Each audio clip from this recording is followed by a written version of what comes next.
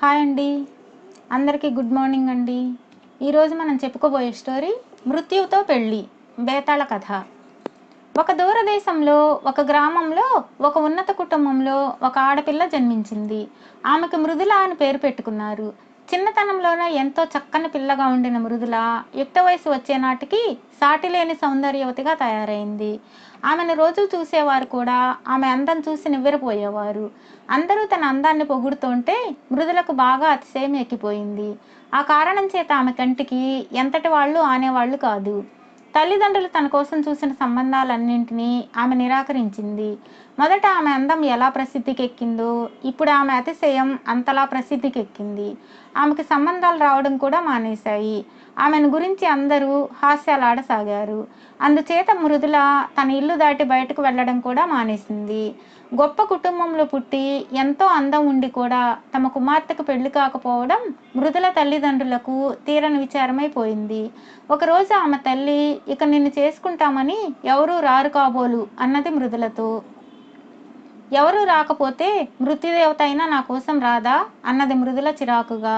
ఆ రాత్రి మృదుల నిద్ర పట్టక మంచం మీద పొర్లాడుతూ ఉండగా ఎవరో ఆమె భుజం మీద చెయ్యి వేసి, మృదుల, నిన్ను పెళ్ళాడడానికి వచ్చాను అన్నాడు.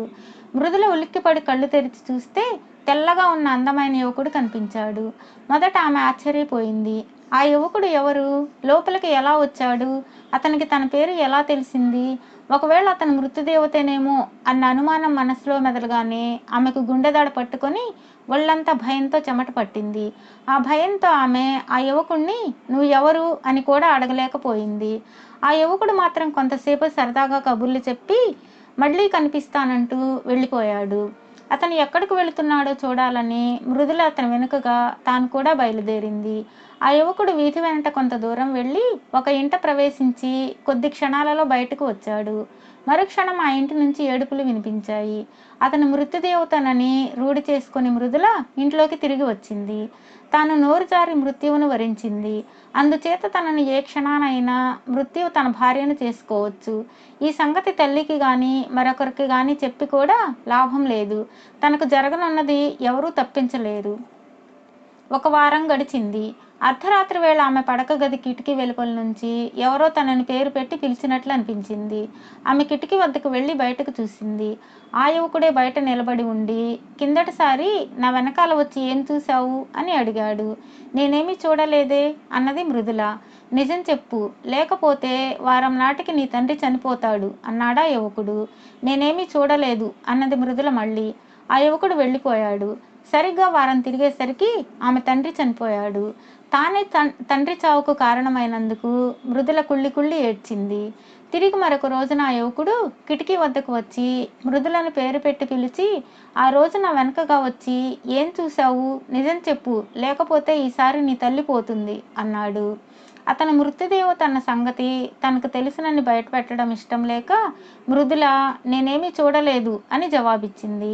వారం తిరిగేసరికి మృదుల తల్లి చనిపోయింది. మృదులకు కలిగిన దుఃఖం అంతా ఇంతా కాదు.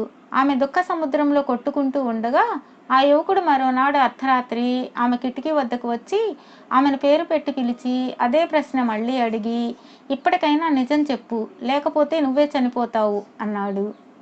మృదుల మాట్లాడలేదు. అతను అదే ప్రశ్న 2-3 సార్లు అడిగి ఆమె జవాబు చెప్పకపోయేసరికి వెళ్ళిపోయాడు. ఆ మర్నాడు మృదుల మరణించింది. మృదుల శవాన్ని బంధువులు శ్మశానంలో సమాధి చేశారు. కొద్ది రోజులకు ఆ సమాధి మీద ఒక రంగురంగుల బంతి పువ్వు పూసింది. ఒక రాజకుమారుడు సపరివారంగా అటుగా వస్తూ ఆ అపురూపమైన బంతి పువ్వును చూసి ముచ్చటపడి కోశాడు. సమాధి మీద పువ్వు కోయడం మంచిది కాదని అతని భటులు చెప్పినా కూడా ఆ రాజకుమారుడు వినిపించుకోలేదు. అతను ఆ పువ్వుని తెచ్చి తన పడక గదిలో ఉంచి బయటకు వెళ్ళాడు. ఆ రాత్రి అతను పడుకోబోతూ తన పాల కోసం చూస్తే పాత్ర ఖాళీగా ఉన్నది. వంటవాడిని అడిగితే పాత్ర నిండా పాలు పెట్టానని చెప్పాడు. పాత్ర లోపలి భాగం పాలతో తడిసి ఉండడం చేత పాత్రలో ఉండిన పాలు ఎవరో తాగినట్లు స్పష్టమైంది. రాజభవనంలోని వాళ్లే ఎవరో ఈ పని చేసి ఉంటారని రాజకుమారుడు అనుకుని అందరినీ అడిగాడు. కానీ దొంగ దొరకలేదు.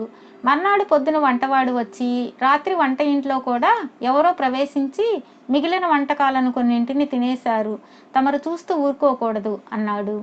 2 రోజులు వరుసగా రాజకుమారుడి పాలను ఎవరో తాగేశారు. వాళ్లే వంట ఇంట్లో కూడా రాత్రివేళ ప్రవేశించి ఆహారం కూడా తినేశారు. 3వ రోజు రాత్రి రాజకుమారుడు తన పడక గదిలోకి తాను ముందుగానే వెళ్ళి పాలు తెప్పించుకున్నాడు. అయితే అతను ఆ పాలు తాగక పక్క మీద పడుకుని నిద్రపోతున్నట్లు నటించాడు. కొద్దిసేపటికి చీర గరగరమన్న శబ్దం వినిపించింది. అతను కళ్ళు తెరిచి చూసేసరికి బంతి పువ్వు ఉండిన చోటు నుంచి ఒక అపూర్వ సౌందర్యవతి పాలపాత్ర వద్దకు వచ్చి పాలు తాగనారంభించింది. ఆమె ఖాళీ పాత్రను కింద పెట్టేసి వంట ఇంటికేసి పోబోతూ ఉండగా రాజకుమారుడు పక్క మీద నుంచి లేచి వచ్చి ఆమెను గట్టిగా పట్టేసుకున్నాడు. ఎవరు నువ్వు? పువ్వుగా ఎలా మారావు అని అతడు అడిగితే మృదుల తన కథ అంతా చెప్పింది.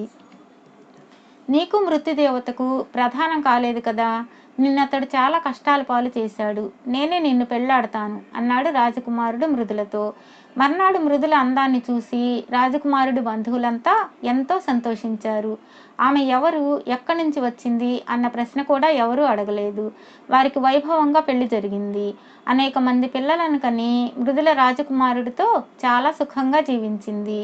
బేతాళుడు ఈ కథ చెప్పి, రాజా, మృదులకు అన్ని కష్టాలు కలిగినందుకు మృత్యుదేవత ఆమెకు యోగ్యుడైన భర్తను చూపి ఎందుకు సుఖంగా జీవించనిచ్చాడు? ఈ ప్రశ్నకు సమాధానం తెలిసి కూడా చెప్పకపోతే నీ తల పగిలిపోతుంది అన్నాడు. దానికి విక్రమార్కుడు, మృత్యుదేవతకు మృదుల మీద ప్రత్యేకంగా పగ ఏది ఉన్నట్టు లేదు.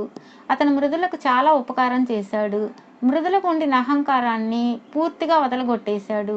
ఆమె తన తల్లిదండ్రుల చావుతో ఎంతో పశ్చాత్తాపం పొందిందో మనం గ్రహించవచ్చు. తన కోసం మృత్యుదేవత వస్తుందని ఆమె అన్న మాట కూడా అతను నిజం చేశాడు.